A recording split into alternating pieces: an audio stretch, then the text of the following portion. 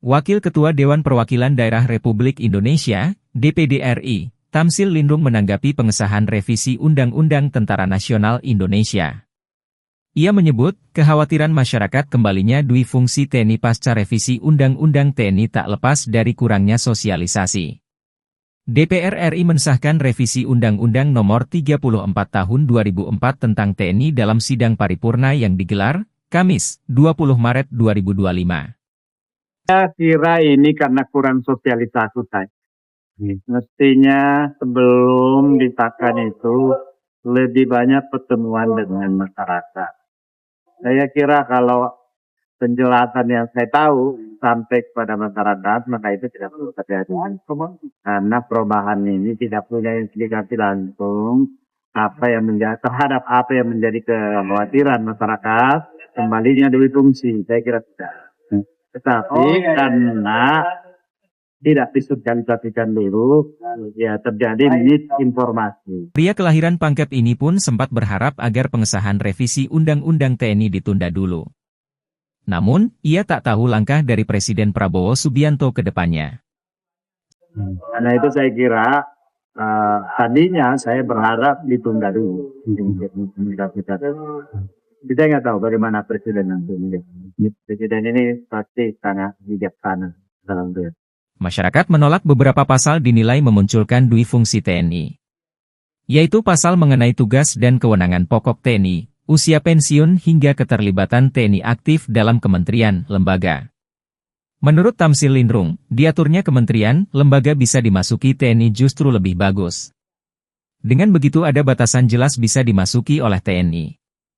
Hal serupa harusnya juga perlu diberlakukan untuk kepolisian. Agar tidak semua struktur pemerintahan bisa dimasuki. Ini lebih konkret daripada liar, tidak ada aturannya sehingga semua bisa diisi.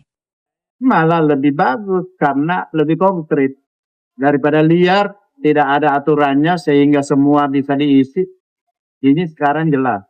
Kalau di Polri itu mungkin juga perlu dibatasi. Seperti saya jangan semuanya bisa diisi oleh polisi aktif. Usai mensahkan revisi Undang-Undang TNI, DPR RI dikabarkan segera menggodok revisi Undang-Undang Polri dan Kejaksaan. Tamsil Lindung meminta agar revisi dua undang-undang ini disosialisasikan ke berbagai elemen. Mulai dari kalangan masyarakat, akademisi, social society, organisasi kemasyarakatan, tokoh keagamaan dan lain-lainnya.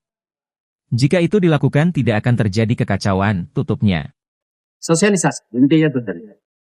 Jadi sampaikan ke masyarakat, ketemu dengan kalangan akademisi, kalangan civil society semuanya, berkumpul, bertemu ke kampus-kampus, ke masyarakat umum, ormas-ormas, organisasi kemasyarakatan, keagamaan, ya silakan sosialisasikan mereka, biar mereka yang mengkomunikasikan dengan konstituennya masing-masing.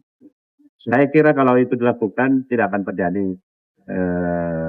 kekacauan atau demo-demo yang berlebihan.